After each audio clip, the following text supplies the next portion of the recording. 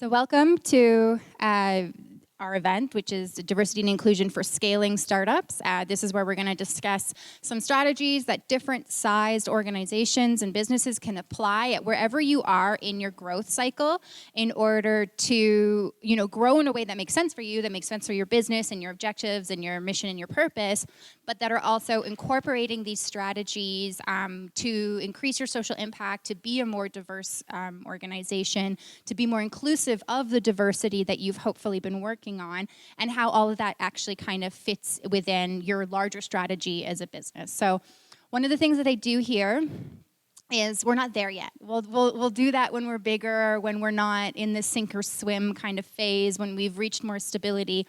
But as we all know, when you're in the startup ecosystem, it always kind of feels like you're always sink or swim. You're always trying to scale. You're always trying to do more. So the paradigm shift that we're hoping for here is there's things you can do when you're really small and you're trying to survive. There's things that you can do when you're larger, you have an MVP, you have a product, and you're trying to grow. And there's things that you can do when you're the leader and you're trying to set a standard and be a champion for something. So we're going to briefly discuss all of that this evening, and we have really, really great panelists that will help us put that into context as to how local startups here have been doing that. So, hi, I'm Bisan Zubi. My pronouns are she, her. I do mention my pronouns just out of, walking the walk on inclusion, because sometimes, even though I present femininely, it can be up to us as allies. It can be up to anybody to kind of make a point of saying, well, this isn't a given. This isn't something that we always know about somebody. So adding your pronoun is a really easy way to do that. But I'm here representing CSR for Startups, which is corporate social responsibility for startups. So like I mentioned, it's stage-specific corporate social responsibility strategies that you can apply wherever you are in your startup's growth. And so those strategies obviously change, but the purpose and the mission stay the same, which is to create social impact, to be trustworthy with your audience, to have partnerships and be philanthropic and really do all the things that make people feel good about doing business with you, and they make them want to kind of continue that relationship.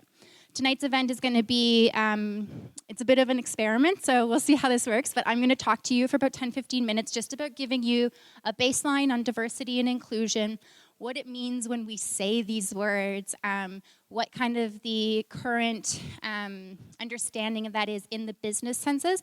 And then I'm going to open the floor up to, we have three great panelists. They're going to come up on stage, and we're going to ask them some questions that we've all chatted about beforehand, but then we can open it up to the audience. If there's something that you want to hear about, if there's something that's missing for you, that's your chance to include that and to get that heard. So. We'll wrap up by 7:30, and hopefully we'll have some time to chat and to kind of solidify any kind of learnings that you might have had tonight at the end of the event. So the first thing I want to say is I would like to acknowledge that the land on which we gather today is the land traditionally used by the Haudenosaunee, Anishinaabe, and Neutral people. We also acknowledge the enduring presence and deep traditional knowledge and philosophies of the Indigenous people with whom we share this land today. So this is what we're going to talk about really quickly in this Diversity 101 session. So I'm just going to introduce you to me, to what we're trying to do here. We're going to talk about self-awareness, because it's one of the first parts of a diversity and inclusion strategy, but it's also one of the hardest parts. And I think it's something that kind of intimidates people a lot from the get-go. So we're going to talk about how you can do that in a way that sets you up for success. We're going to go into just the terms of what is diversity. How do we talk about diversity? What do we mean when we say diversity? What's inclusion? How do you create inclusion? What are the necessary characteristics or the necessary kind of ingredients for an inclusive workplace? What's the business case for D&I? Because there actually is a really strong business case, and this is often something that you can take back and arm yourself with when you're making the case to investors, when you're making the case to leadership. If you're trying to bring other leaders on board, the business case is really effective. And then we're going to talk about scaling. So obviously what you do when you have a team of 20 people isn't going to be what you do when you have a team of 200. So how do you keep the principles intact, but modify your strategies based on where you are and where you want to go? Self-awareness. Self-awareness is knowing who you are, and also, if you're doing this on behalf of a business, it's knowing where your company is. It's knowing where your strengths and where your weaknesses are and being honest with that, because that's going to actually be, the more honest you are with yourself, the more able you're going to be to look at your failings and to look at where you're missing and really fill those gaps. So one thing that I always do when I'm chatting about diversity and inclusion, or I'm kind of talking about creative and inclusive workspaces, I talk about myself. I say, even though I'm the one kind of standing up here and I'm pretty vulnerable and I'm telling you, this is how you do it, I have blind spots. And I exist with those blind spots every single day. I'm able-bodied. I have to often remind myself when I'm, hopping over, a crack in the road or a pothole on the street, that even though I, in my able body, can do this, many people don't have that ability, right? So how does that affect somebody who's living a different experience?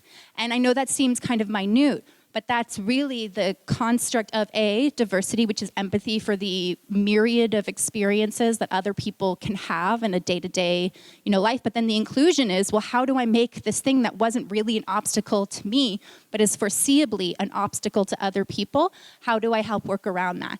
So self-awareness has to be your starting point, because you need to know what you don't know and what you don't experience, because that doesn't invalidate or take away the fact that other people are experiencing it. But the more kind of self-aware you are in this process of what you have, what you need as an organization, is going to help. So think about it as a skill. Like, it's not just like some people are self-aware and some people are not. It's a skill that you practice over time. You wake up and you have to remind yourself every single day of who you are, the body you inhabit, the body that you live in, how you are translating that to other people, how you are relating that to other people, has to kind of keep being worked on, because even who you are and your privilege will change over the course of your lifestyle, over the course of your lifetime, and where you are in your power and your positions of privilege might shift. So it's a constant process of self-awareness and of self-reminding, so that you can actually connect with other people despite your differences, right? So knowing your differences helps you with the despite. It's not fun. Sometimes you come to kind of conclusions that are difficult, and there is a vulnerability that's involved in saying, well, these are my blind spots. This is who I am as a person. This is where I fail sometimes to recognize difference. But it's an essential path towards empathy, right? Because the empathy is understanding the broad range of experiences that people have. So you need to understand your limitations in that. And then it also helps you deal with unconscious bias, right? We know a lot of times what a prejudice looks like. Sometimes it looks like like it has a tail, like you can't not see it. But there are also unconscious biases, implicit biases, biases that we have, or things that we think that we don't really challenge very often. So this self-awareness, the process of reminding and of resituating yourself all the time, is helpful for addressing those unconscious biases that we all have. And this is also just something, a lot of times people talk about culture fit in a startup, of like, this person, fits in with our culture. But without a sense of self-awareness, you don't really know what your culture is, right? You don't know what you're actually putting to the table. But also B, you don't know how you're going to change that culture, or how that person's going to change that culture without that self-awareness, or without that knowledge of your gaps and what you'd like to do.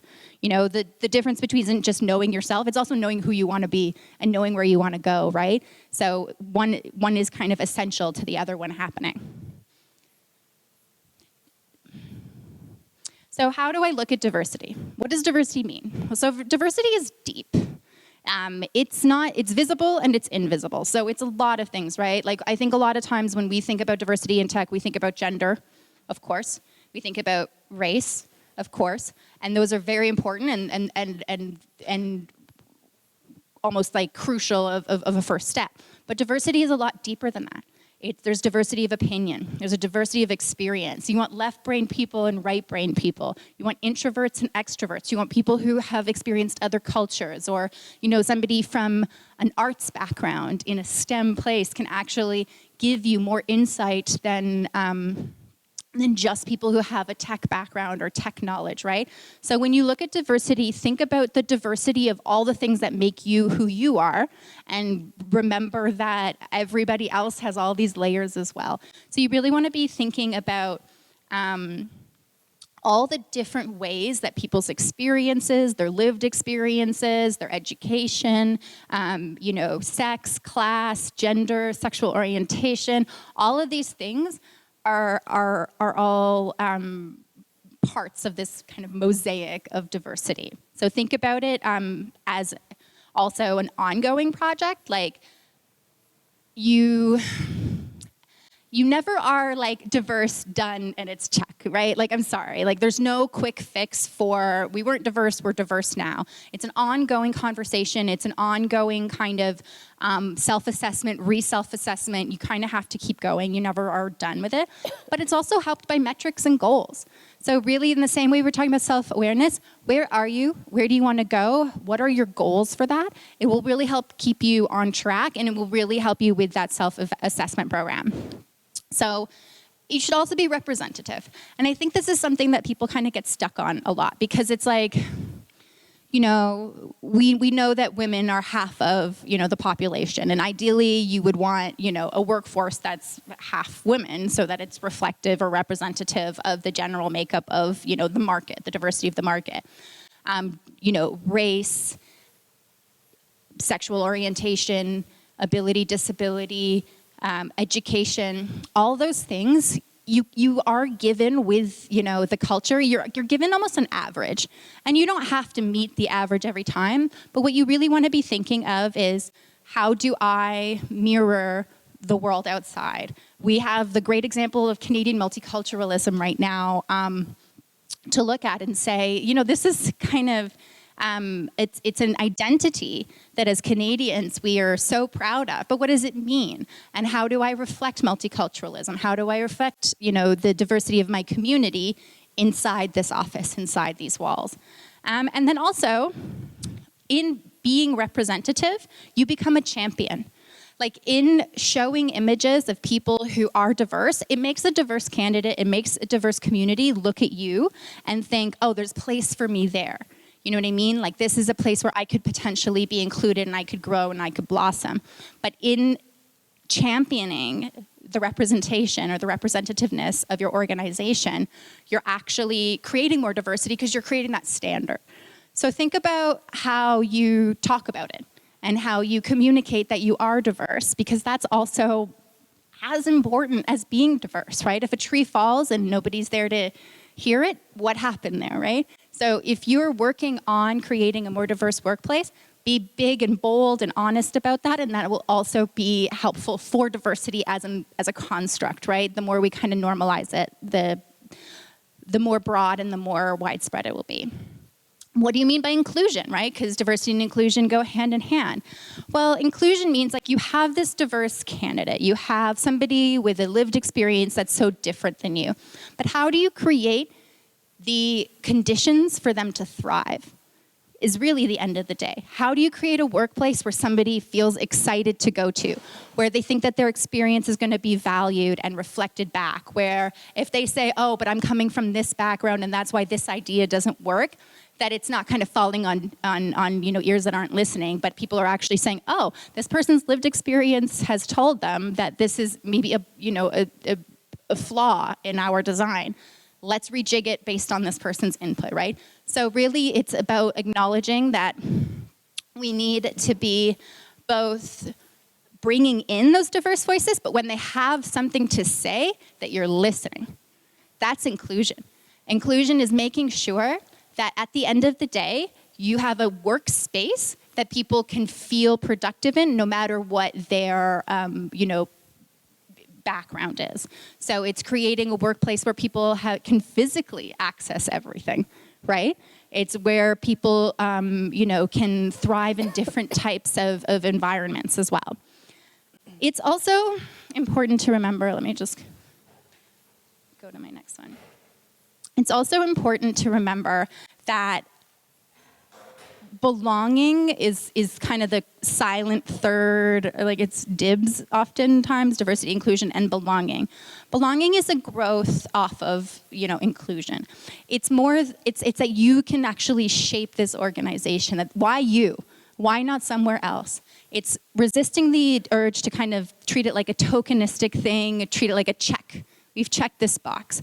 Because if you actually kind of bring in a diverse candidate, you've probably put in some work to find this candidate that, isn't the easy applicant that you might have usually gone to. You're trying to channel yourself or trying to market yourself to new channels and to get yourself in front of new people. You want to retain that talent once you've attracted it. You want to make sure that that person belongs and doesn't want to go to another place that, could potentially give them more belonging. So it really is a strategy in terms of returning that investment on finding those great diverse candidates is inclusion and belonging. There's a business case for diversity and inclusion. And this is the one that you can kind of take to any non-believers because it's empirical. And I'm a progressive person, I'll say that. But these aren't progressive news sources it's like Harvard Business Review, Forbes, these are very kind of hawkish corporate organizations that are time and again saying that if you have a diverse and inclusive workplace, let me read you some stats. Okay, so Standard & Poor say that companies that put a priority on innovation are worth more when women hold top leadership positions. Standard & Poor had them as $44 million on average more valuable, according to an academic study they did. So that's, $44 million more valuable if you have women in your top leadership positions. Businesses with most diverse management have an operating profit margin of an average of 12.6 percentage points more than companies with the least diverse management. McKinsey report showed that firms that place in the top quarter for racial or ethnic diversity are 35% more likely to have higher financial returns. It goes on and on. This is well documented that having a diverse team actually gives you a better innovation profit. It helps you with your innovation returns, and it's a correlation at least there, if not full causation, that a diverse team is more profitable. There's also talent and retention, right? We all know, especially in KW, that's a huge source of frustration, of energy, is attracting and retaining the best team possible. It's super competitive. Everybody wants those top designers, coders, software people right out from the gate. But how do you, get those people and how do you keep them? Well, diversity and inclusion is a great tool in that toolbox. It is both getting a range of candidates that you might not be competing with your neighbors for. You're really looking for sometimes untapped talent. It is engaging them. And employee engagement is a huge cause of employees leaving an organization. And employee engagement also tracks positively to employee output and satisfaction. So you're going to keep them because, as you all know, retention is huge. If you lose an employee, you're losing a salary and a half trying to replace that person. You're losing their lack of productivity when they're looking for another job. You're losing the full position while you're trying to replace them. You're losing 6 months plus that you're training a new person in order to, feel as comfortable as the last person did, right? So avoid that altogether with inclusion and having an inclusive workplace, and you'll see a dividend there. Millennials, who will be, 75% of the workforce by 3 years from now. 75% of the workforce is going to be millennials. And millennials have found or have said time and again that they want to use their skills for good. They want to be in an organization that gives them a sense of purpose, gives them a sense of value, and that they can get behind the mission. And so having corporate social responsibility in general, but having a diverse and inclusive organization really helps you with that constituency. They also would take a pay cut. 50% of millennials say they would take a pay cut for an organization whose mission and purpose they jived with, like that made sense to them, and that was compelling to them. So there's a lot of evidence there that it's good for you in that business way. And then finally, brand. And it sounds like maybe the more cynical thing to say of being diverse and inclusive is great for your brand, but it is. People want to know that they're doing business with ethical corporations. They want to know, customers want to know that their money is going towards an organization that they're not oogie about, that doesn't, have maybe questionable practices when, working with employees or stuff like that. And having a diverse and inclusive workplace helps you get some good footing for having a brand that's also seen as open to other people. It's also going to help you, if you're diverse and inclusive, to market your product better, right? Because you're going to have that range of eyes, you're going to have that range of experiences that you're actually able to reach out to these communities that you might not have had the chance to otherwise, because you're figuring out applications for your product that you might not have thought of otherwise. So there's a really broad business case for having a diverse and inclusive workplace. It's not just that it's a feel-good thing to do, that it's the right thing to do, which it is. It's also very clearly a business strategy that can be employed to great effect, right? It can be an edge. It can be a bit of a change that you can control as an organization, as a startup, and actually guide you towards more success and guide you towards the growth that you're looking for. And so, but how do you do it at different stages of growth? That's the big question, right? Because again, like I said, when I speak with startups, a lot of times they feel very much like they're in the sink or swim phase of their growth. They don't have time for these extra or extraneous strategies. It's really just about, how do I make it to the next, fiscal year? How do I do this? What I want to kind of put out there right now is that it's important to remember the first thing was self-awareness. Figuring out where you are will help you figure out where you want to go. So where you are when you have 20 employees is fundamentally different than where you are when you have 200 or when you want to be enterprise level. So when you're a small startup, think about it from a founder and leadership-driven perspective, right? How do you, as a founder, ingrain this into your purpose? How do you build the processes as you're kind of building them up from the ground, or build the culture of inclusion and diversity as you're kind of laying the foundation for your growth, so that while you fill these key positions for the growth of your organization, that you have set the tone and you have set the expectation for inclusion, and then that will grow along with you. So really, when you think about it as planting the seed, right? How do you plant the seed with the foundation of your business to really grow an inclusive business? When you move on to being medium and larger, you're scaling, you're growing, you're hiring a lot of people. That's when you can, obviously you hopefully have set a bit of a foundation with your leadership. That's when you can really figure out what your process is. What does this look like? How do we engage our team? What are the causes that mean a lot to our team, and how do we bring them out into the community, and how do we give them that engagement? You can be a bit more ambitious in that sense, because you have a bigger team and you need to do something. You have to do some kind of a team building, right? Once you hit that 50, 60, 70 mark, you want people to know each other's names. So why wouldn't you make the venue for them to learn each other's names, sorting food at the food bank, where they can also become closer to the community, they can also feel like they have done something productive in their day that's a selfless act, right? And so that's kind of how you ingrain it as a strategy in that medium phase of figuring out the things that you're doing to grow, and adding, diversity and inclusive fundamentals to that stage. And then when you're large, well, you're a champion. You really are trying to set the standard for what a diverse and inclusive kind of organization is. You have a larger team too. So you're really focused on your culture as well, and how you maintain that.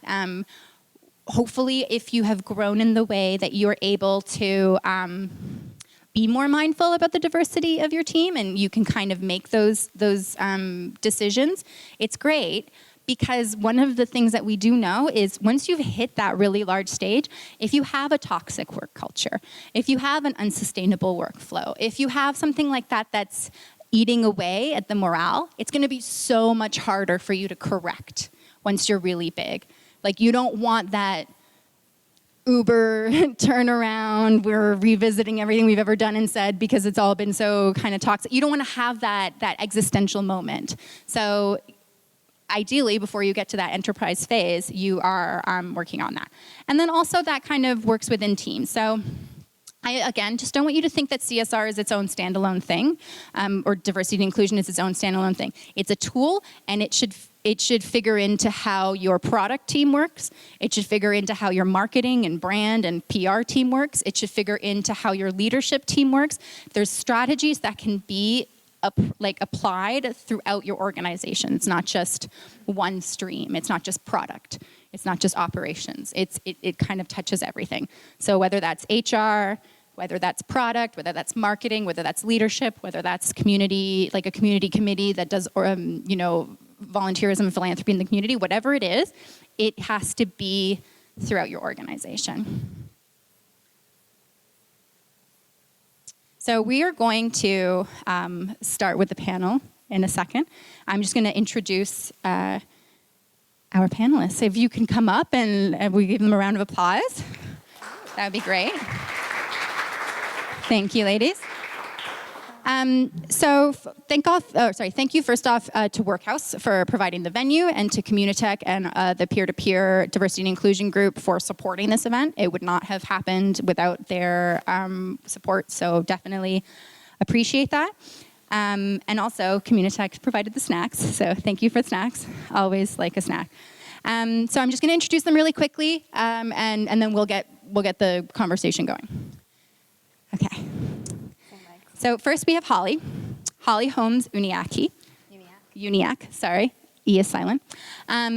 So Holly works for Miovision. Miovision, if you don't know, is helping build tomorrow's smart cities by transforming the way traffic networks are managed today, backed by the world's most advanced traffic AI. Serving over 17,000 municipalities worldwide, Miovision has been helping cities improve the transportation experience for drivers, cyclists, and pedestrians since 2005. And Holly is the manager of employee experience at Miovision, bringing 10 years of experience working in people and culture teams in a variety of sectors.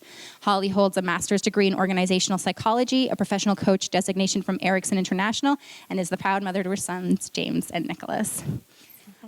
Next up, we have Amanda. Amanda is at a part of Shopify's employee experience, diversity, and belonging team. Shopify is an enterprise, multinational organization, enterprise level, leading global commerce, providing trusted tools to start, grow, market, and manage a retail business of any size. Shopify believes the future of commerce has more voices, not fewer, so they're reducing the barriers to business ownership to make commerce better for everyone. And we have Kristin Mueller, who works for VueReal. VueReal is developing micro LED displays and has developed a technology that will help with manufacturability of these displays. In 2018, Kristin joined VueReal as the 9th person on the team and has since grown a diverse team of 30-plus team members. In 2019, Kristin was nominated as a finalist for the ADP Canada Award for HR Rising Star of the Year. Can we please give all of these ladies a nice warm round of applause?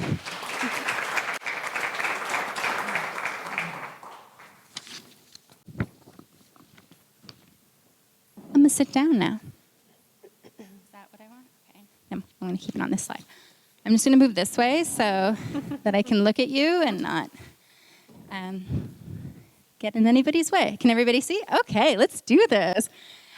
So we're going to just go around really quickly, and I'd like to ask our panelists to just introduce your role at your startup, like what's your day-to-day, how does that kind of work for you, and how you came to be in this position, because we all know that some of us have taken kind of roundabout ways to get to where we are in tech, especially if we don't necessarily have a technical background and we're kind of new to the sector. So introduce yourselves. We can just start with Holly first.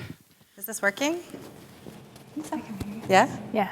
Okay. So I'm Holly Holmes-Uniacke. I guess my Maybe I'll start with my background and how I came to be kind of in this role. So not kind of a traditional HR background. So I went to school for organizational psychology. Always have been really passionate about people and trying to understand, their motivations at work. I've been kind of, even in my master's, I was focused on what are the job and organizational factors that basically retain people. So going back to retention and belonging and inclusion, I'm trying to create environments where people want to stay, that they want to be part of the companies that they belong to. And, employees spend the most of their time at work. So if we can create environments that they want to be part of, that's really kind of powerful. So I went from kind of doing a master's to working in the government, and then I went to a nonprofit. And then I found my way into tech. And I kind of found my way into tech because I was doing a lot of research and building programs, but I really wanted to get to a point where I was able to build and implement at the same time. And that's kind of the opportunity that was presented to me when I first joined Miovision, was the ability to build and implement with the revenue operations team. Since then, I've moved into this new role, which is the Manager of Employee Experience, which is kind of organization-wide. So I'm able to build programs for the entire company. I head up our diversity and inclusion committee, so get to work with employees from all different parts of the business on what's important to us and how do we move things forward. I think what you'll find with all of us is day-to-day is never the same. So it might be leading an onboarding session one day, to hosting a diversity and inclusion committee, to running leadership training for the organization. It's never the same, but it's always fun. So, Amanda? Yeah. Hi. So a little bit of my background. Actually, I had very little experience in HR. I came from a fine arts degree. But when I was in my first job out of university, I actually found myself really curious about how do people do work that they find meaningful. I sort of wanted to bust the myth of that quote, if you love what you do, you'll never work a day in your life. Usually when you are passionate about what you do, you're even more invested, which can sometimes even lead to more burnout. So anyway, I was really curious about how do people do work that's meaningful to them. And I started an online series interviewing people about that, and ran that for a few years, and recently turned it into a podcast. And so that was sort of how I got into the people and culture space. I was interviewing with Shopify 3 years ago, and telling them sort of about the work that I had done with that project, and ended up coming into a bit of a sort of general culture role to work with our Plus team here in Waterloo. And then I did that for about 2 years, and we really found, in terms of employee experience, culture, a lot of the conversations were starting to come around topics of diversity and inclusion, and we wanted to put a more sort of concentrated focus on that. So our team, there's always been someone sort of owning diversity and belonging at Shopify, but as of last year, we really formed a team, and we have someone working at the director level as well, which has been really great. So employee experience, diversity, and belonging have sort of come together as a focused team, and I do operations for the team. So I actually work amongst our leads, amongst the individuals on our team. We are a fairly small team in terms, if you compare us to the size of our organization. There's about 10 of us, and there's about 4,000 plus employees worldwide. So I'm sort of there to make sure we're operating as effectively as we possibly can, which means I get my hands into a lot of different projects, which I really enjoy. So, yeah. Very cool. So I was recently with Sandvine. It was a team of 850 employees globally. I had joined in finance, and while I was in finance, I love numbers, but I didn't like the month end and the quarter end and the year end. I needed a bit more of a challenge. So I started taking my undergrad in labor relations and human resources, and and I really liked it. And I remember talking to the VP of Finance, and I was like, okay, like I'm going to start looking. I need more of a challenge in HR. It's something I wanted to get into. And so he had helped me transfer into the HR team. And so my first role at Sandvine was I took on the recruitment initiative, which we had up until then was being outsourced. So I started that, and then just throughout the years, I started moving throughout the HR team, which over the years grew as well. I mean, when I first joined, it was a team of 3 of us. So I did payroll, I've done the payroll and benefits, and then I moved over to the operations side in HR, which I really liked in terms of implementing systems and really understanding what the business needed and working with the business so that HR can offer value to the business on that side. So I really like that, and then I was contacted by the startup VueReal, and I really like the idea of joining a startup and being able to build programs and policies from the ground up, and yeah, so that's where I am. And in terms of my day-to-day, it's chaos. So I've been there for 1.5 years. And then since then, we've already moved 3 times, but now we're at our kind of permanent location.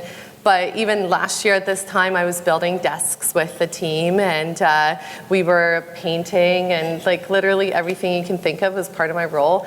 Obviously building or creating the health and safety committee, because we had started building our clean room facility. So health and safety is a huge aspect of it. Doing payroll, hiring, literally everything. So yeah, it's not boring. It's not boring. So maybe we can spend a couple minutes just so you can share what your startup's approach to D&I is. Like, what are your values that you're trying to, create or repeat and kind of ingrain.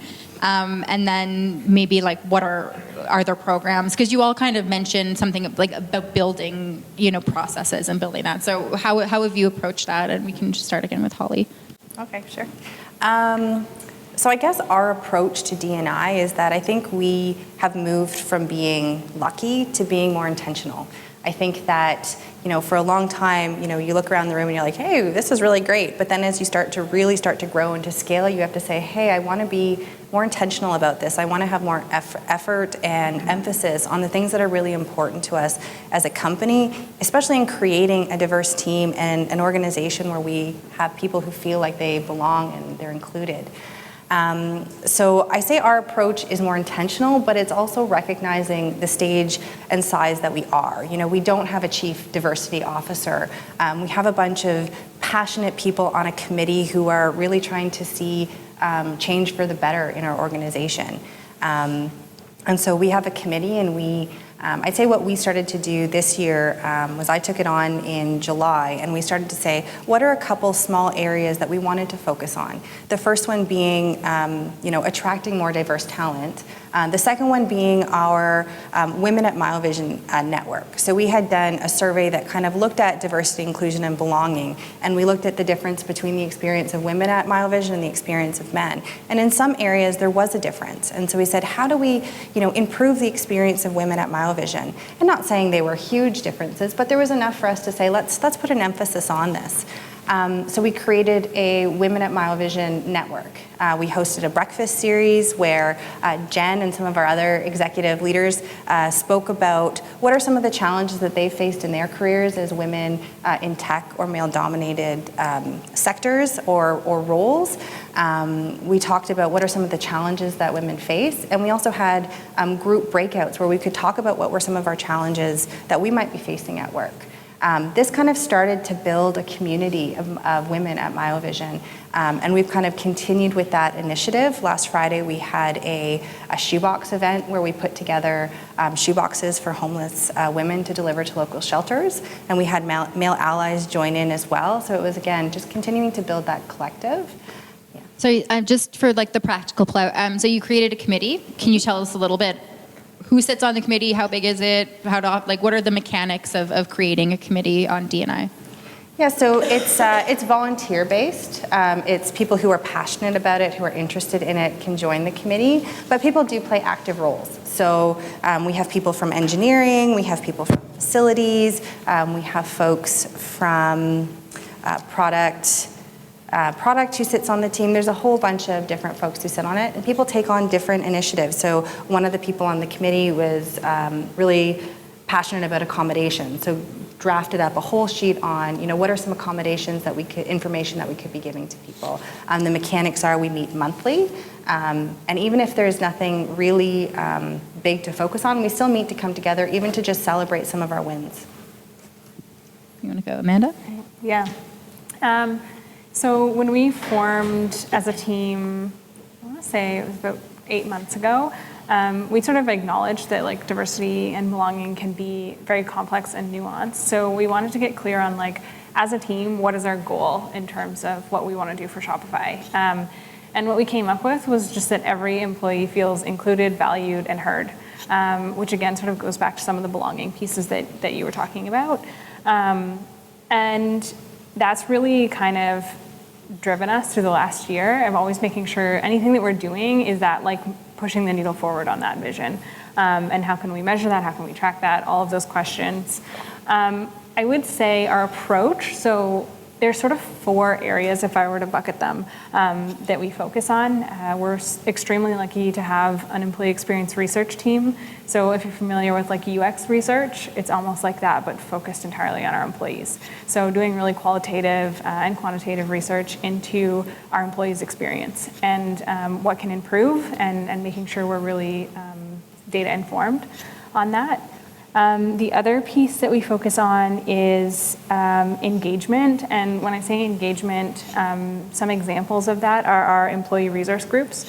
So again, those are almost similar to a D&I committee, but they're very focused on a specific like dimension of diversity. So for example, we have a women's employee resource group, and has a leadership team that is entirely volunteer, but someone on our team is sort of responsible for supporting them, making sure they have the resources they need, budgets, things like that.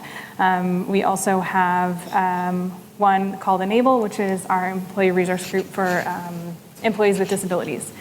And so we have 7 of those. And so our team is really making sure that like they have the support they need and can sort of run programming and stuff throughout the year. So what kind of programming would an employee resource group do? Yeah, so they'll focus on, it works out really well. There's usually like good months, or like for example, we have like Latinx employee resource group, and there's like a specific month that they'll run programming for that is like more visible to all of Shopify. But then throughout the year, they're organizing like get-togethers for employees in different offices, different initiatives that they might pick to focus on throughout the year. Yeah. Other than employee resource groups, are there other strategies you wanted to? Yeah, so the 2 other areas that we focus on are, what was the third one I was going to talk about? Just blanked. Learning. Learning is a really, really big piece that we're focused on. So someone on our team comes from a learning design background. So focusing on things like unconscious bias training, anti-bias training, making sure we're building training that we can actually run internally with our leadership teams, with employees who want to have access to it. And then also building out like self-led learning, which we always are constantly telling people, like the best thing you can do to support this work is just go on your own learning journey. Take the time to learn what you don't know, fill in gaps that you might have. And then the 4th piece is really like collaboration and consulting. But what that covers is, as you can imagine, at a company our size, there's like startup company-sized teams within Shopify. So we're often partnering with those leadership teams to help them in terms of like diversifying their pipelines, for example, when they're hiring, or understanding like what are some of the gaps they have on their teams and what can they do to address some of those. So there's a lot of that like consulting almost with some of our teams internally. Christine? Cool. So when I sat down with the CEO, and we initially went through our values that we wanted to kind of drive home on. And one of the ones that came up was unity, which involves family and fairness.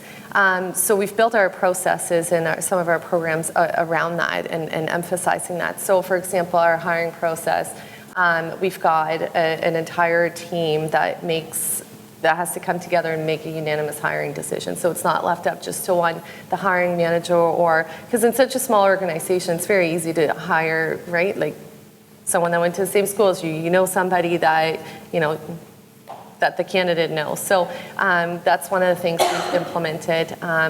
Our performance evaluations also fully 360. So we gather feedback from not just the manager or the supervisor, but even just peers. And even just from a non-technical working relationship, we collect feedback on that as well and then share it. And then some of our programs that we do is obviously our lunch. So we've got daily catered lunches. So we make sure that everybody has something that, that matches their dietary restrictions. We celebrate holidays. Diwali, we just celebrated. So we have those programs that we've built early on that people definitely feel a sense of belonging. So all of you have kind of mentioned in different ways this coming from a position of leadership and kind of the tone being set for you of, well, this is a priority. But I mean, as I kind of mentioned, especially as you're growing, like it does need to kind of come from the top. There does need to be this mission-based or organizational-based acceptance of it, rather than just one person kind of fighting against everything, trying to do that. So maybe we'll start at the end and come this way. But how have you seen leadership taking this seriously? How have you understood that it's a priority? And maybe what else could you say to similarly sized organizations to kind of foster and engender that same kind of leadership and setting the tone and kind of setting the agenda for inclusion or diversity? We've been very fortunate that the founders at VueReal have been very supportive. For example, when we make some changes to our hiring process, the CEO is right in there in that meeting and actually leading that meeting, and it sets a way different tone than if HR was to go in and say, okay, listen, we need to change this process. He is very much about zero politics, and it's kind of cliche because you hear from a lot of companies where they talk about zero politics, but he will often, if you're in a meeting and something has come up in the meeting where he's like, okay, well, I think you might have a biased opinion, he'll call that person aside and they'll have a conversation, and he's like, okay, well, trying to understand this perspective. Or, even when we're doing the interviews, he is very much, if someone comes up to him and is like, hey, that was a great interview, he doesn't even want to hear it because you're already giving that person a biased opinion before they're even going into it. So we're very fortunate with that. And that's just, who they are as a person, or is there who they are as a person, I would say, yeah. And it's transpired into the rest of the organization. Like when I talk to people, I mean, we're a true startup. Like people are working crazy hours. They're under a lot of pressure. And when you talk to them about what makes them come in every day and after failing a few times, what makes you get back up, they always say it's the team. So, and that's what we hire for, is making sure that we have a team that is united, and it comes from the top down. Amanda? Yeah, it's a great question. One thing we talk a lot about as a team is that making sure we're always looking at the two sides of this, which is, like you mentioned, there's a great business case for diversity and belonging, but it's also just the right thing to do. And so we always are talking about like the two sides of that coin and making sure we're thinking about it in that way. But at Shopify, I think we're particularly lucky, and I would say that everyone who works there believes this. We have merchants on our platform in like over 175 countries around the world. So like having diversity in our employees is like inextricably linked to building a great product for all of our merchants. So we're very lucky that the business case is sort of obvious there. But I would say that like that exists for every company. Like there is always going to be. But there needs to be some kind, like it does, I mean, it's a truth for every company, but it's not a reality for every company. Right. We want, so how do you, was there like an aha moment, or is it just kind of how Shopify grew to? accept I that? think it's been, honestly, I mean, I've only been there for 3 years, but I think it's been that way since the beginning. And again, like that's sort of the magic of the internet now, is when you build a product that's as accessible as Shopify is, like anyone from any country can use it. And so we're sort of making sure that, again, like going from being lucky to being intentional about that. Like, where are we growing? Does the diversity of our employees reflect the diversity of our merchants? And always sort of making sure that we're moving that needle forward. So I would say leadership is 100% bought in at that level. And then again, it's just working with people at where they're at. Everyone is at a different sort of stage in learning about this work and being a subject matter expert in this work. So just meeting people where they're at and supporting from there. Sure. I mean, I think that we're really lucky too. We have an executive leadership team who really kind of believes in this work. You know, our CEO, Curtis, he'll often talk about our culture. He'll do different interviews about it, and he believes in it wholeheartedly. You know, he talks about us moving from, you know, being lucky to being intentional, or just kind of our culture being the sum of the personalities in the room, to saying, you know, we actually want to get intentional of this. We want to set core values, and we really want to live into them. And I think that when you have that strong buy-in from, you know, your executive team and your CEO, it really sets the foundation for your organization. So you've all been working in this field for a number of years now.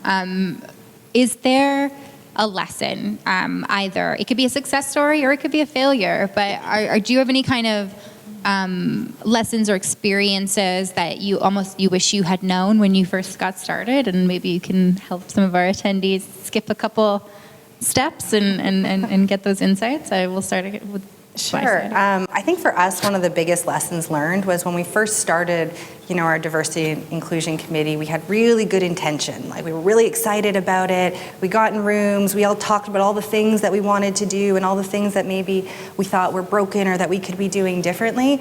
But it ended up being meeting after meeting after meeting of talking and discussing as opposed to actioning. So I think it was, you know, all right, let's take a step back and let's really focus on what is our purpose for this committee, what do we want to achieve as a company, and let's set some small specific goals and start actually actioning things and start getting some wins under our belt. So I think for me, the biggest lesson learned was just start somewhere, just start doing something to start moving that dial forward, because if you don't start, you might never get there, and you might get into analysis paralysis or planning and not go. And I think especially with diversity and inclusion, and it's seen as almost touchy. You know what I mean? Like it's seen as something that can be very intimidating, because, you know, there is both that, you know, it's a business argument, but there is that do good strategy or that do good kind of element of trying to do the right thing. But I do think that when we build something up as a moral good or as an imperative in that way, it's also really hard to just do something because there's so much weight. Right? And so that makes a lot of sense. It's just start somewhere, do something, get the ball rolling, and maybe you make a mistake, but at least you have something to move on from, as opposed to for sure. paralysis. I mean, our CEO, he always says, you know, 7 out of 10 is better than 5 out of 5. I want you to go out and try and do everything perfect. So I like that. 7 out of 10 is better than 5. It is, if you're going on numbers. Yeah. Amanda? Yeah, I'll go maybe one like a bit more tactical and then a little bit broader. Something really interesting I learned this year, and again, I don't come from a recruiting background, was that it's almost impossible to have a diverse pipeline when you're hiring if you're not sourcing for it. I think a lot of people think that diversity will just come in through the application process. You think nice thoughts and you have a disclaimer at the bottom? So I think a really big lesson, and again, this was for me personally. Luckily, our recruiting team knew that long ago. But learning that through a project I was working on was really fascinating to me. And so I think starting at a place of like, let's look at the current team. What are the gaps? And then look at your application process. Who's naturally coming in? Is it pretty homogenous in terms of who's applying? Who's not applying? And taking a look at that, and then intentionally sourcing for that. Reach out to communities that you might not be engaged with. You know, there's lots of different, I think, tactics in terms of doing that. So that was an interesting learning for me. And then, yeah, on the touchiness of the subject, I think we find that a lot externally, internally. People are so afraid of like saying the wrong thing, making a mistake. I speak on panels internally even, and especially now that I'm on this team, I'm like, oh my God, like I'm gonna fuck up, I'm gonna say something really like wrong. And it happens all the time, right? Like, for example, like I might in a conversation misgender someone, and it's as simple as saying like, hey, really sorry. That was my mess up. I will remember. I'll do better next time. And I think anyone can really use that strategy. Like, it's okay to say the wrong thing as long as you're open to correction and learning from it. So getting rid of some of that fear. And I think it's important to remember there is that vulnerability, right? Like you're admitting what you don't know. Mm-hmm. And that's always hard to do, is to say, this is the limit of my experience and my understanding. I know that, I see that, and then how can I kind of meet you in between where we are, right? Yeah. But it's interesting also that we'll circle back to this, but how you mentioned kind of metrics and how you've all kind of talked about setting goals and kind of looking at like the empirical where you are. We'll loop back to that, but do you want to, Kristin? Yeah, I would say one of my lessons that I've learned throughout the year, since I am very new to this topic in general, I would say it has to be genuine. Like you can't force it. You have to really care for the topic. And you have to build relationships where you can actually have those deep conversations. Like I've learned so much just from our team. We've got a very diverse team. But I've learned so much just from sitting down with them, and I'm working on a case study right now, not related to this, but I've learned so much from these people and their background and where they're coming from. And because I'm able to have that conversation, I can ask some deep questions that I'm getting answers to that has really helped me. And it's been incredible. So I think, it has to be genuine. If that is your role, I think you have to really, really care about it and make it. Well, that's also, but that's also a peril of diversity. Is that one other thing is that in that kind of same not wanting to fuck up, not wanting to do anything, we've also seen sometimes people do a little bit and want to run down the streets with a banner saying we did so and so, and there's also that the authenticity isn't there of how is this real, how is this felt throughout, and so you do have to kind of have that balance of both wanting to be authentic and coming to a place where you're meeting people on a personal, person-to-person basis, but you also want to be able to translate that into like messaging that also works and into kind of communication that works. So all of you kind of mentioned the diversity of your teams or the processes. How do you as an organization measure that? Like what is diversity to your organization? Where have you kind of put your chips in improving it? We'll start at this side with Holly. Yeah, so I'd say like we are not as mature on kind of setting targets or things like that. That's not really kind of the approach that we're taking. We're more so just being more intentional with different tools and techniques that might be kind of looking at how many applications are coming in. So we've recently started using TapRecruit, which is a job augmentation tool. So looking at simple metrics like, before we used TapRecruit, what was the score that we used to get? And it's a tool that understands if your job postings are more gendered or if you're using language that wouldn't be inclusive. And you actually chatted about this last time. So what are some of the what are the things that they highlight being like, oh, that's not inclusive, that's not the proper way of... Yeah, so it's small things, right? So if you're using like different words, for example, using things like you statements, so making people feel like they can see themselves in your company.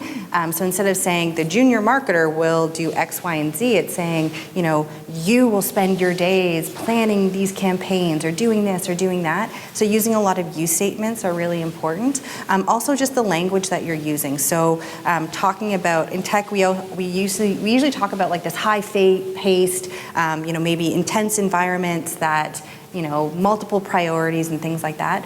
But using that type of language can actually deter people from wanting to apply to your company.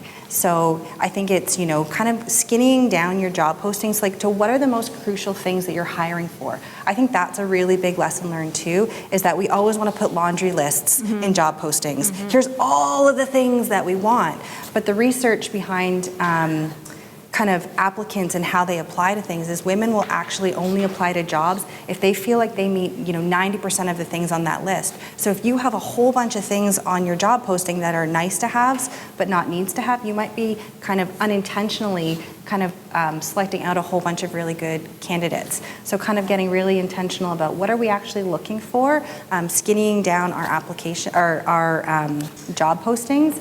And then we've actually moved from an average of, I think it was 53 to an average of 90. So we're seeing good changes there. So that's like a metric. And then also just when we do our employee engagement survey or employee experience survey, we have a bunch of questions on belonging and inclusion. And then looking at the differences between those are some metrics.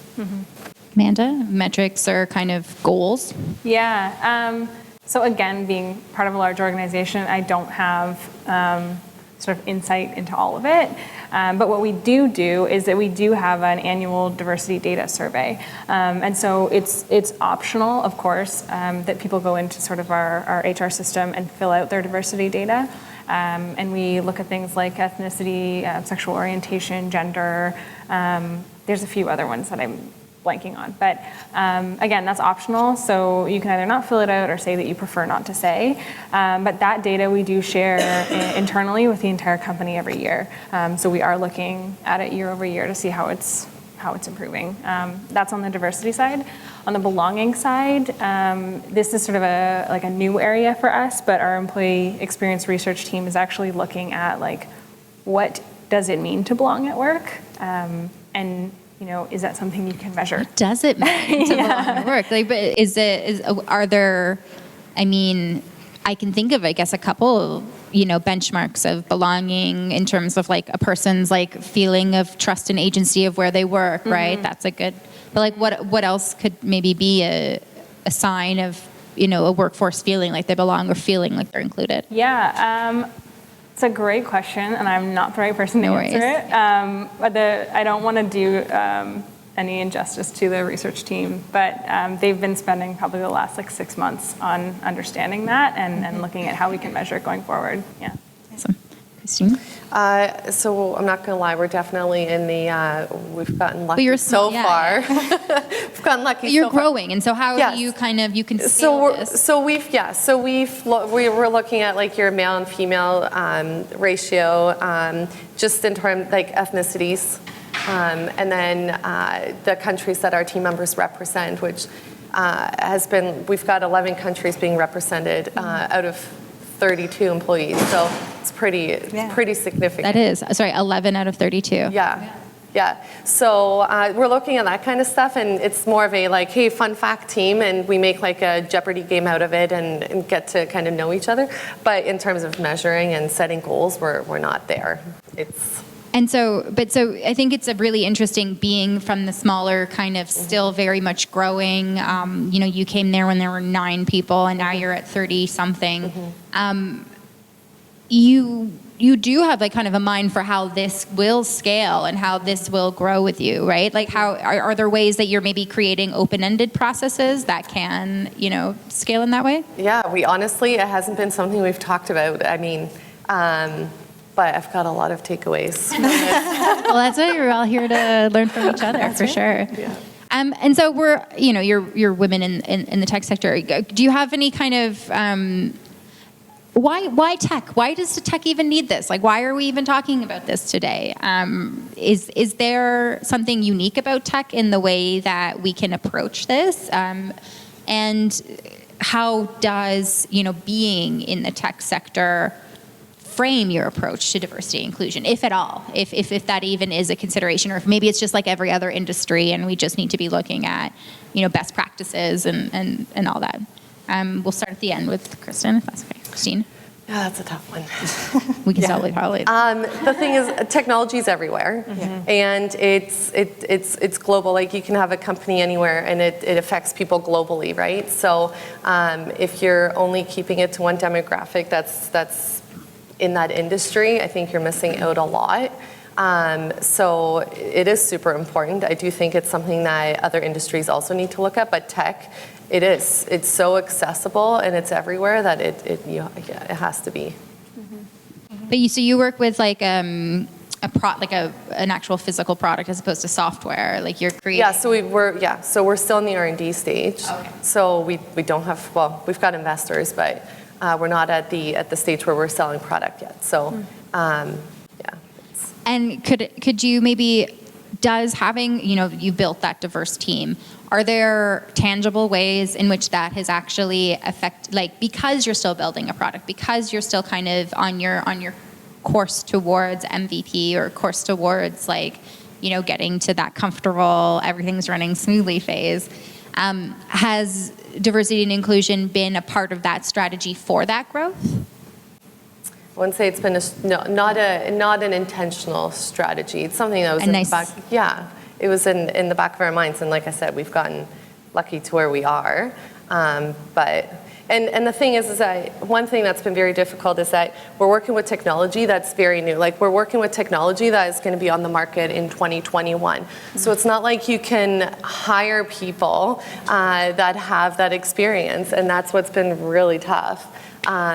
So you have to be very open-minded in terms of where you're sourcing from, and the technology. I mean, there are companies in South Korea that are working on similar technology, right? So we're kind of in this weird stage where it's like we can't really go and figure out where people aren't applying from and reach out to that, because we do need specific experience and. Yeah, because you're still building those core functionalities. Yeah. Amanda? Sorry, can you remind me of the original question? I just you actually kind of touched on this before, but you were talking about how because what you build is the software that's accessible all over the world, and you have such a diverse kind of marketplace of people, that having a diverse team helps you build a better product. And so I guess my question was just more related to tech in general. Yeah. Like, it seems to be a conversation that keeps coming up. Diversity in tech specifically, the negative or the harmful side effects of an undiverse team in tech. And just because of how large Shopify is there a tech element there that you think is important? It's always interesting for me because, like you said, like tech is everywhere now. It's almost weird to call it out as its own industry, and it touches so many different industries that that for me is why it's so important, because there's so much large scale impact that tech companies can have, that I think we have to be mindful of the impact that we're having, right? And again, like I think about Shopify, for example, like we are always trying to look internally at our processes and like where might bias be coming in, because like you said, it's just a fact, everyone has bias, so that means our processes have bias. So always looking at like where can we eliminate bias, and I think like on a larger scale of tech, like I use AI as an example because I know it's a popular one, but like if we have bias in AI, the implications of that are huge. On our society, on our culture, on equity, like everything. So I think that's why tech on a grand scale. That is correct. That is the question I was going, because it's true. Like if we think about UX, and sometimes it's just you think about a user as though a user is monolith, right? Like UX isn't about figuring out how one user experiences your product. It's about how the range of experiences will go for you. And, you're making the best product based on all those user experiences. But if you're only looking at one, customer prototype or one use case, your lack of diversity in your process of creating a product is going to be a worse product, right? Yeah. Do you want to go now? Maybe I'll answer it slightly different, because I think part of your question too is like, you're all women in tech. Why you kind of are doing this in this space? And I've worked in different industries, so government, nonprofit, and now in tech. And I think what's exciting about tech is the ability to impact change a lot more quickly. So I think that that's one of the reasons that gets me excited about tech, is that you can have a really great idea and you can get senior leadership buy-in and you can start running with something and make it work. That might be. It's just a ring. Yeah, we'll wait. I was like, I have the same ringtone. I'm like, do you? What's going on with my kids? So I think that for me, like, why tech is it's the ability to impact change on a much faster pace. And so you all kind of really also briefly discussed sourcing, like how getting your employee pool to be as kind of broad as possible helps you fill those positions. Do you have any, like, what's something that if I'm kind of looking to build out and I want, maybe a couple best practices for building and widening my net, is there anything that you can kind of share that you've learned? So again, like, we have an amazing recruitment team who kind of handles that.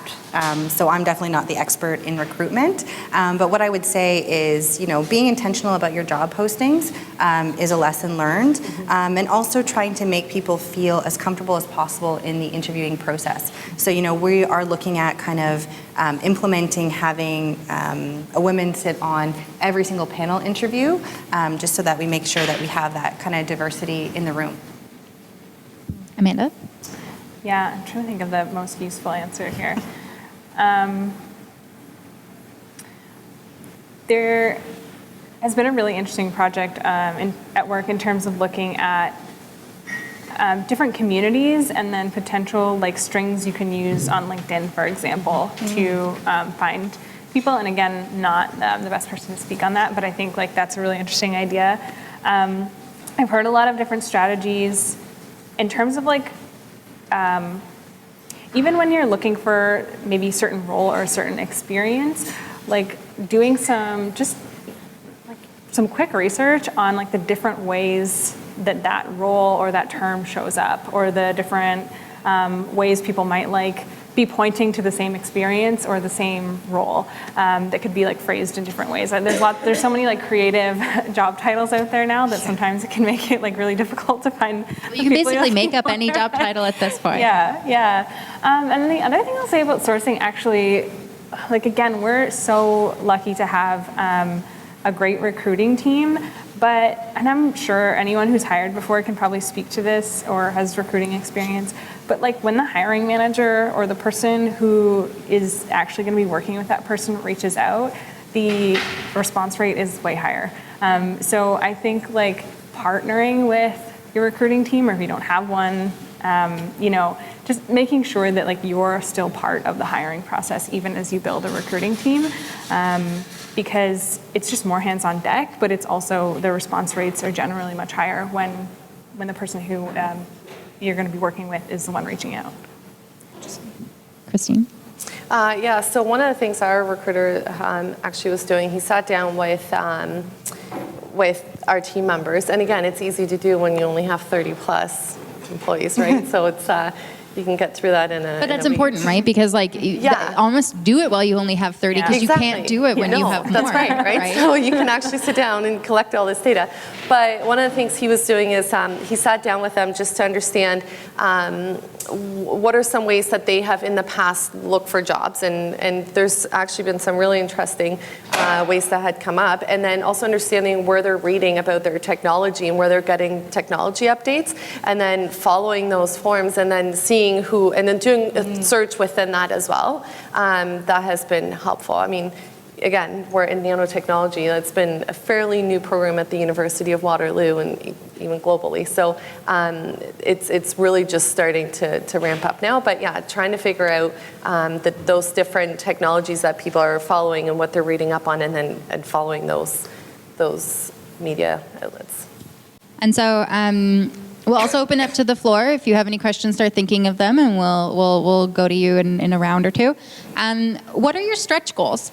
Wherever you are right now, if everything kind of goes according to plan, where do you hope your organization's landed on diversity and inclusion in 2 years or 5 years, whatever your version of a stretch goal might be for wherever you are. We're going to start with Holly, and we can. Yeah, I think that, in terms of a stretch goal, I think you just want to have all of your employees, you want to have great retention, and we do, which is we're really lucky to have that. But, continue that. Like, we're expecting kind of considerable growth in the next year. And so what do you mean when you say considerable growth? Just to so at least 100 employees. So we're at about 220 or so right now. So expecting to add about 100 people to the team. So that's a huge change. That's a lot. So I think for me, the biggest goal is like continuing to foster the culture that we have, continuing to care about inclusion and belonging, to make sure that as we're bringing all these people into the company, that they feel like that they belong, that they feel like they're included, that we don't start to see fragmentation of culture happening, or that you start to see silos being built between teams. It's continuing to build those connections throughout the organization. So because when you're basically you're adding 50% to your workforce in such a short period of time, is it onboarding? Is it like hiring the right, how do you kind of set yourself up for success in getting so many new people while also maintaining the culture that you have built? Yeah. Are there? I think it's all hands on deck. Yeah. I think it's onboarding, it's leadership training, it's, having existing employees be buddies and peers to new employees coming in. I think it's integrating people into your, your social committees and things like that, continuing to celebrate accomplishments, and also celebrating failures. You're not going to get it all right, and to continue to build the culture that it's okay to screw up. What did you learn from it? And so I think that's how you continue to build it. I think it's everyone's responsibility. I think it doesn't just fall on HR or people ops teams. It's really everyone's responsibility in the company. They always, culture is not one person. It's your company. So, Amanda? I wish I had a good Stretch answer. goals, yeah. Yeah. Well, it's so big, too. I feel like our team just constantly feels like our work is never going to be done, so we think of it that way.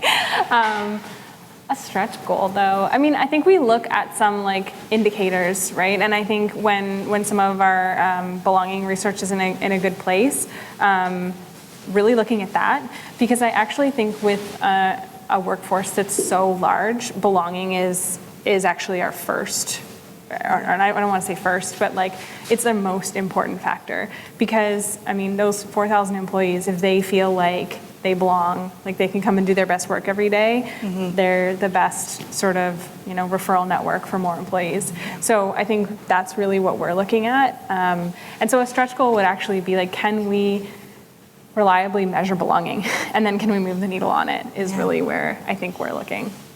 And I think also because you're so big, and because it's almost like you are a little bit at this frontier too. So the stuff that you do is super, relevant to startups that are going to be, where you are 5 years from now, 10 years from now. So your learning is also going to, trickle down to other organizations as well. Yeah. Oh my gosh, expect to go global. That's the one thing I'll say. And be proactive about that. Hope for, it's not just the best, the best case scenario won't be the best case scenario unless you're ready for that eventuality. Yeah. Kristin? Okay, so I would say we need to secure round B funding. No, for sure. And I think that's a really important one too, in terms of, if you don't exist in 2 years, your diversity and inclusion is for nothing, because those people are going to need to find a new job anyway. Yeah. So always making sure that you do bring it back to the business's needs and the mission, right? And then also being ready, when we get that funding, obviously the team's going to grow, so you got to be ready to scale it, right? And that's going to be the goal for us in the next half a year, is to make sure that we're ready to scale it. Because when people are, and again, we have such a good culture, and everyone has a sense of ownership when it comes to belonging, and making sure that they integrate the entire team, that continues when we scale. Because I'm sure most of you know this, but once you scale and you got to move quick, you tend to lose sight of that as well, because you just need people to get the job done, right? Yeah. So that is going to be my goal, is to make sure we can scale it and it becomes intentional, and then we've got metrics in place to measure that. So just one more question, and then we'll head to the audience, see if there's anything left there that we can add to the conversation. I think I kind of want to bring it back. Just we talked a little bit about this in the tech thing, but to the region, like Waterloo region, we're all here. We're all kind of.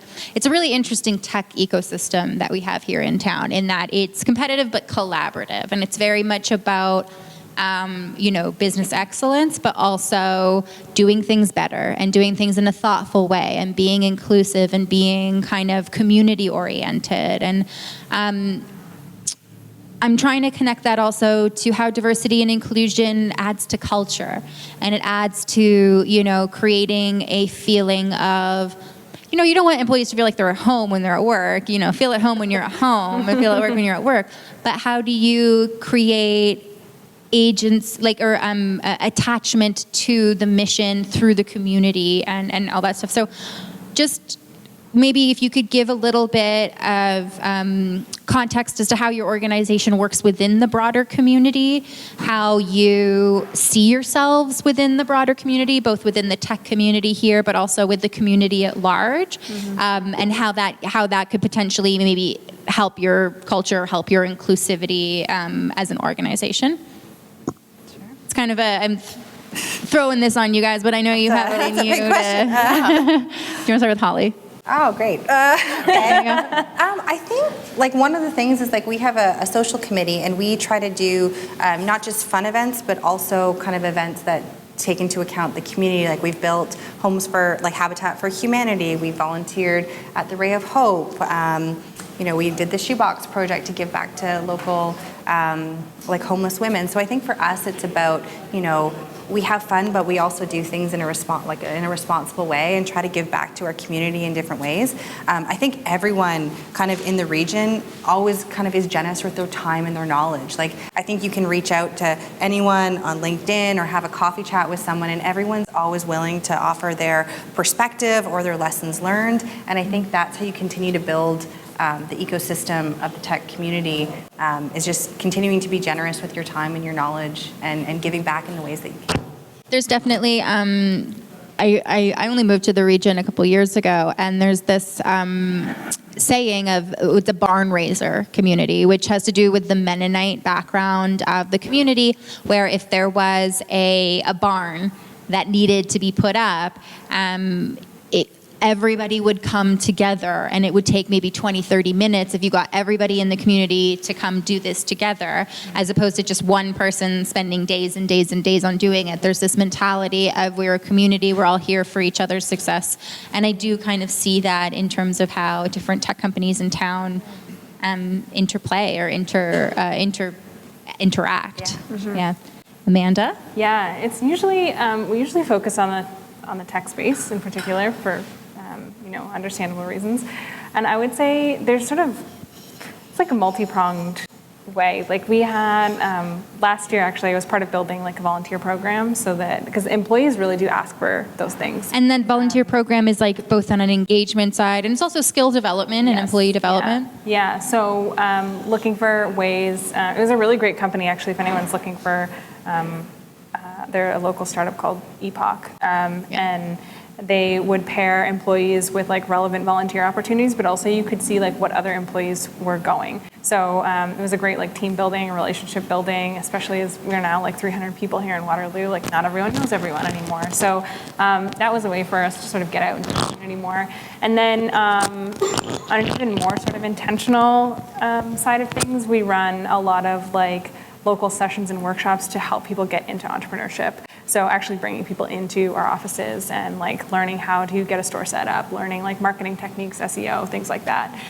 So those are just a couple of the ways. Yeah. You're involved in the community. I would say one of the things that we've done was kind of partner with other tech companies, and that if they're going through a rough patch and they've got to lay off some of their teams, we're working with them to try and hire some of those employees on.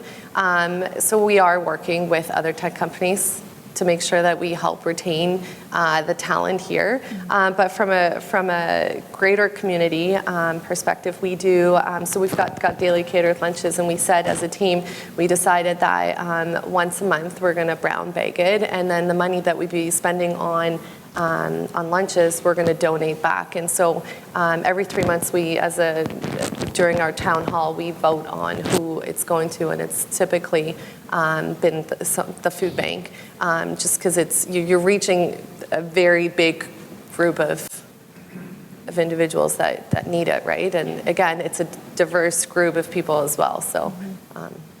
It's great. It's always, I think it's always really helpful to hear how organizations are interfacing with the community at large, just because, I mean, you want to create, so one of the things that I do here is that, so sometimes when somebody is recruited to an organization, they maybe make a work life, but their relationship with the community, the relationship with their neighbors, with local organizations hasn't come as naturally as, the people that you see every day who you work with. So inclusion can also be more than just, what happens inside an office's walls. It's really about creating a feeling of belonging both, at work and in the community and in where you live.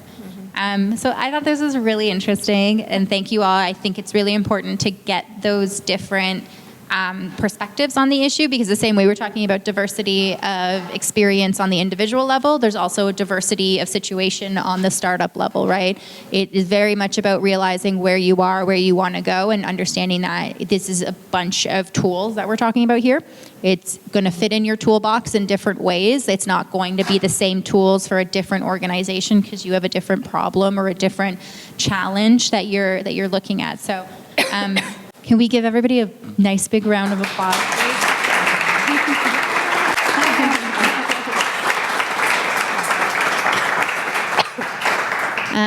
So just pulling it back really quickly, so CSR for startups, diversity and inclusion is one of the things that we work on, but we also work on other issues that face other startups, such as your sustainability practices, your partnerships, both locally as well as nationally, internationally, with charities, nonprofits, other organizations that you can work with in that way. Volunteerism, so both from a skills development perspective as well as a team building perspective. If you have a group of 10 people, you can take them axe throwing or you could take them food sorting. They're going to learn each other's names, and one way you'll actually kind of be providing more benefit to the community, and as well as philanthropy. So when you're at that point where you're looking at how your business is going to make perhaps process related or systemic contributions, we can also help in that way as well. This is me, this is how you contact me, and questions. So I will go to the audience for any questions that we have of our panelists. I'm just going to walk around with a mic, and it's, any hands? Okay, perfect. Thank you, you're my favorite.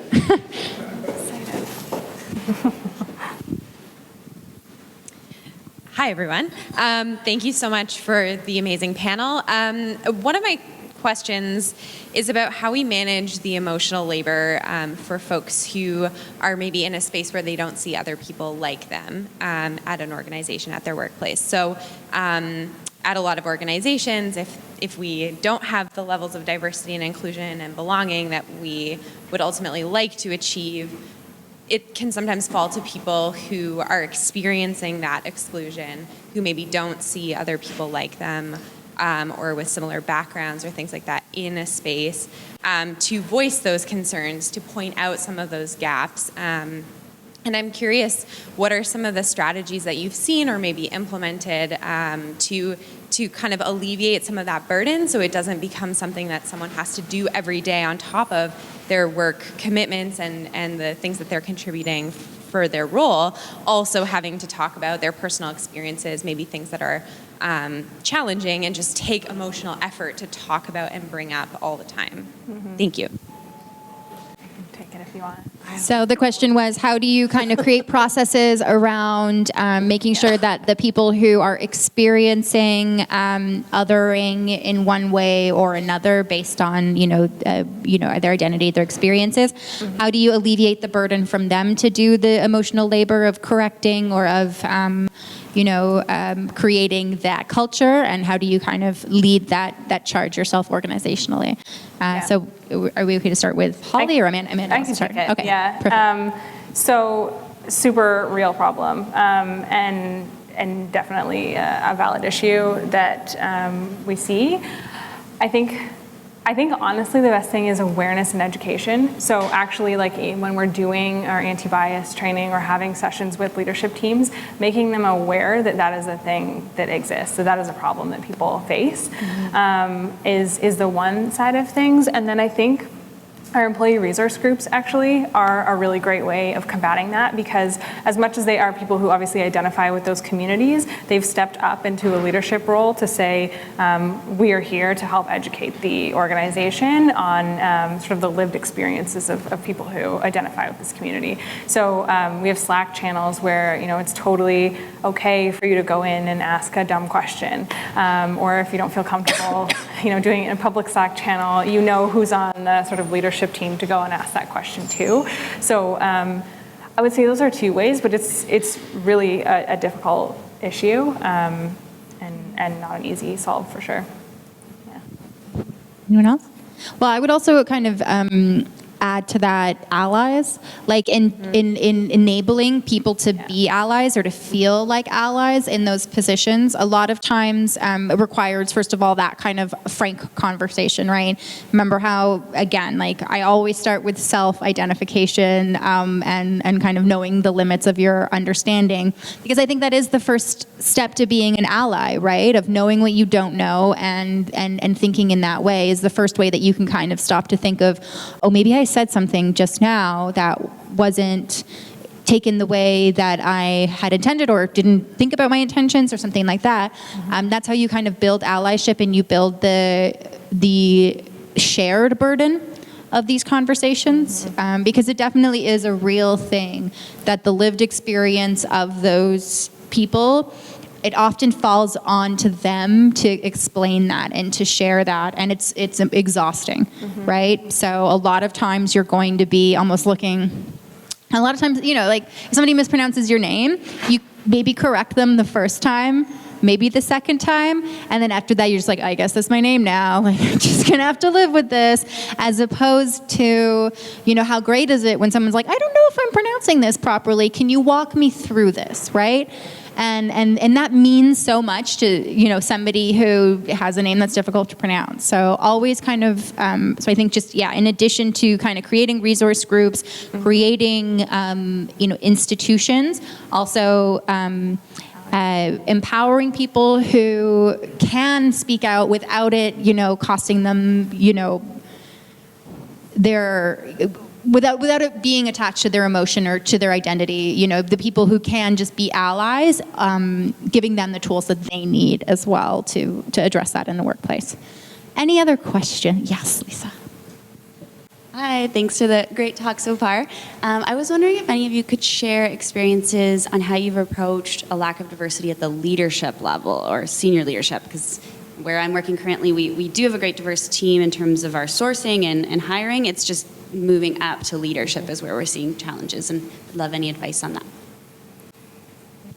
Anyone want to go Small first? leadership team. I can't really speak to that. We have a very small leadership team. I mean, we've got a female and we've got different ethnicities. That's as diverse as the team gets. I mean, there's 5 of them, so. At Miovision, our executive team is balanced, so we're very lucky there. But I think, some of the... Was that a luck thing or was that a purpose thing? I think it was a mix of both. I mean, Erin, she is a new VP who's joined the executive leadership team. She was in a different role, and offering her kind of the position of VP. She's a female. She's an excellent leader, and I think it's intentional, and she also worked really hard to get there. But I think it's also having sponsors like male sponsors and allies in the business to talk about, different people and championing them and helping them get into leadership roles. I think as a company, you can also do a lot at foundational level. There's a lot of research that's been coming out that talks about one of the biggest barriers to women getting to the C-suite or executive position is getting that first management position. So having, leadership training that is open to people who are interested, not just people who are identified as future leaders of the company, that allows you to have more diverse representation, kind of getting that training and being exposed earlier to leadership positions. I would like to echo that as a best practice of not assuming who wants to be a leader from the get-go. A lot of times there's, inherent biases of sometimes you'll see, a recent mother of like, oh, well, she's got so much on her plate, she probably wouldn't want this promotion. It's more work, it's gonna keep her out later at night. Kids gotta get fed. We're not even gonna discuss this. Whereas making sure that you are creating availability and making sure that people know that if that is something that they wanna do, that they are going to be supported and they're gonna be encouraged and that you'll give them the tools that they need. Maybe they haven't done this. I also think that in relation to kind of building leadership is also opportunities for skill development. Because a lot of times we expect or we think that somebody comes in as a full package. You know what I mean? And if you're not at that level yet, well, then we didn't hire you for that position. But if you think about a career as, the collection of skills, how are you creating the best situation for those people to get into the leadership positions through getting more experience, through getting more kind of project management or whatever it is that they're missing? How have you created opportunities for them to fill those gaps without having to leave your organization to fill those gaps, right? So if you can kind of build those in, you're also creating a leadership mentality within your team, and you can kind of encourage diverse candidates to step up in that way as well. Anything else, Mer? I was also going to add to that, just taking a look at your internal transfer process as well. This works better for a larger organization, but if you're having the entire senior leadership team involved in the decision, and it's got to be a unanimous decision, then you're taking that away from, the manager that's essentially would be making that decision. So I think it's important to include a diverse team that will make that decision and having the conversations. Obviously, you want the best person in the role. You can't just, put a female in that role if the qualification isn't there. But I think the team, the diverse team, will help make that decision. And then obviously holding each other accountable and challenging each other as to, okay, well, is this skill lacking and can we train that, right? So. Mm-hmm. Yeah, I think there's trainable skills, inherent skills, and then also potential, and seeing the potential of a person that might not be on paper, and it might just be in that person. If Natalie, you had a... Whoa. Sorry. I'm just going to add to the leadership conversation. So the one thing you can do as a startup is choose your investors. So looking at investors who have great women as part of the company, and then the other option is 2 on your board. Usually there's seats that you can appoint or vote or ask someone. So at VueReal, I know we approached a female who is a marketing expert and asked her specifically to be on our board so we can get that female perspective. Mm-hmm. So those are 2 ways you can also help from the top down, mm-hmm. sort of direct the diversity within a company. The other thing I was going to comment on, I've been part of a couple startups, and unfortunately what I've seen happen in some cases is that as the company grows, individual contributors who have just more experience or have been there since the beginning end up getting promoted to leadership positions, which, and they're not, like we said, they're not necessarily maybe the best person to be a manager. Maybe they're not really empathetic to coworkers or employees and just don't have that leadership capabilities. So I think you have to be really careful in startups to be really intentional about who we're putting in management. Mm-hmm. And that'll also, really lead to having that like you said, champions, open forum for, or that really open relationship to, give feedback, especially if it's really, really sensitive around diversity and inclusion. So. Yeah. Yeah, that's a good point. And any other questions? We'll take one last question before we call it a night. So I know lucky and blessed at our company, but I think this is a thing that a lot of companies are moving towards more of is remote work. Remote workers in general, having a lot more employees that do that work from home, which is great from the diversity perspective. It allows a lot more of an inclusive workplace. But when you have a lot of employees that aren't in the office, you don't have that centralized location, how do you create more inclusive programming? How do you create more of those opportunities for those kinds of trainings and, getting togetherness when you have people maybe spread across the country, spread, throughout your city, everyone keeps different hours or is working in different locations. How do you kind of bring that back together? I know that doesn't necessarily apply for all of you, like sometimes you have different offices, so maybe that can apply, but recommendations or ideas anyways? Again, I think it's being intentional. We have a small office in Germany, and I supported them for just over a year. And it was about every time I would pick up the phone, I would go on video. And I would be like, hey, I'm on video. They're like, oh, really, video again? I'm like, yes. I'm like, I want to see you. I want to connect with you. It was about being intentional in when you're scheduling meetings. So if we were doing, an all RevOps meeting, we would make sure that we would do it in the morning because it was actually time where they would still be in the office as opposed to scheduling it, at 3 o'clock, which would be 9 o'clock for them. So again, I think it's being intentional about understanding, that you do have maybe different offices or people who are remote, making sure to connect with them on video chat so that they feel connected to you and the company, and that they feel that sense of belonging. Because I think for them, connection is really important, and being able to see people and connect with people, I think don't forget about them, I think is the biggest thing, is make sure that people are connecting with them, reaching out. I do things with our Germany office now that I'm not supporting them as a business partner, but I'll schedule, a 15-minute call. I would bump into someone in the coffee room and just be like, how's your family doing? How is that book that you read? Do you have any new recommendations for me? To just try to continue to build that sense of belonging in the company. Yeah, I actually think it can sometimes be easier if you have a primarily remote workforce versus having office hubs and remote work, because a lot of times the remote employees then feel like they're missing out on what's happening in the office. It can actually be harder to create that sense of belonging. But a couple of things that we've seen work, for example, if you have a mix of in-office and remote on a team, is having everyone join a hangout or a video chat individually versus a lot of times what you'll see is 10 people around a table in the office and 2 people joining remotely, which can be really hard to get a word in edgewise or feel like you're participating in the conversation.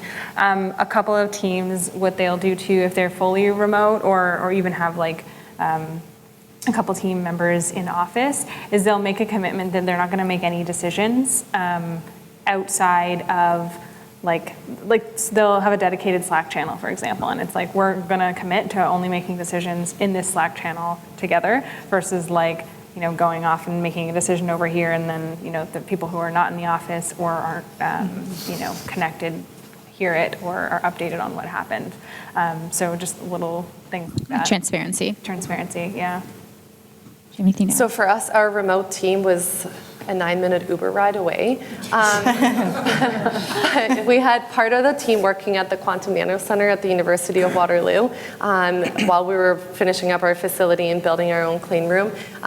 So it seems easy because they're not far, but in terms of they had to book the equipment, so they weren't available to come over for our town halls or for our lunches. So we literally took turns driving the lunch that would be catered over to them to make them feel involved and they belong part of the team. So because it was a big part to make sure that once they were ready to move into our facility that we were that we would just basically be one and we wouldn't be starting all over again. So it was as simple as taking lunches over there. We had to reschedule our town halls, which were always on Fridays at lunchtime, but no one could come. So it was just shooting them a message and be or a doodle being when can you guys come and rescheduling that.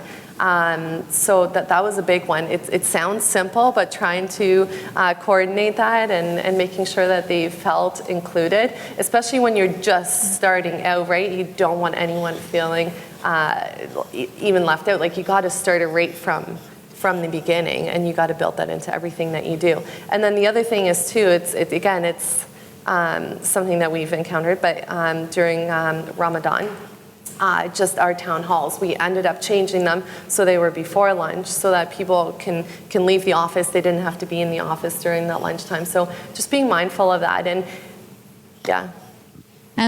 Just to kind of add to that, I think that there's two ways of going about D&I, and when you're looking at the challenge of specifically a remote team, you can always think about things that are process and things that are feeling, right? But there are so many things that you can do in terms of creating a transparent process that creates an expectation there, right? Especially like when you're working remotely and you're not coming in, you might feel disconnected and you might feel out of the loop. So having that, having it be on purpose, that no conversations happen, offline, that, will impact other people who wouldn't have had a chance, that can be codified in this is how we communicate officially. Pat leave, mat leave, mental health leaves, all that stuff is important, especially when somebody is kind of working on their own, to know what their rights are, but also having that transparency and having that set expectation. And then there's that kind of feeling stuff too, of just checking in all the time, making sure that a person feels heard. A lot of times when you're working from home, it's a little isolating, and maybe that's what you want. Maybe you need that distance in order to be productive. Maybe it's a situation that you're in, that you live there and you have a great job, but it's 3 hours away and you're just not going to drive, right? Yeah. What are the feel-good things that you can do as an organization to make that person feel less far away? So video is also another great one. Seeing somebody's face makes all the difference, right? Like you know when you're on the phone sometimes and you can't tell if someone's joking? You can't tell about the inflection. Video really does help with that. It makes you feel like you are on the same page as another person. I wanted to add, actually, whether you have a remote team or not, I would say sooner rather than later, having like community guidelines or a code of conduct for your Slack channels or whatever sort of virtual messaging tool you use, because a lot of the conversations, even if you're in an office, are happening on there. So if you haven't sort of set standards around like how you actually want people to interact with each other and how you communicate, that can be super impactful. And that's a huge one and so as I mentioned earlier, the 10 minutes that I did at the beginning is usually like over an hour that I go. And one of the things that I do talk about is language. And language is one of those really difficult but essential parts of the toolkit that you have to being an inclusive workplace. So identifying how you can frame things, how you can use language to be more inclusive, how you can use it to be more transparent, saying, on Slack, these are the do's and don'ts. This is the kind of general boundaries. Boundary setting is really important, of saying this is how we speak to each other productively. This is how we disagree respectfully, will also help you towards that more inclusive workplace, because again, you don't have some people who are maybe the natural extroverts domineering the conversation, right? You want to make sure that you are actively soliciting all the voices, and by creating expectations around language, around communication, around processes, that also becomes more manageable, especially when you have over 4,000 employees across the planet. Yeah. Okay. I said no more questions. I think that we're pretty good on that one. So maybe we give everybody one last wonderful round of applause for taking time out of a busy schedule. Thank you all so much for coming. This is the first time we've done an event like this, but I hope for it to be the first of many, focusing on all the different ways that startups at different levels of growth can incorporate social responsibility, which includes diversity and inclusion, but also includes a bunch of other stuff, as you saw earlier, into their processes. So thank you all again. You can stay, mingle. If you have any questions that you wanted to ask in person, do that as well. Grab a snack, and thank you all for coming.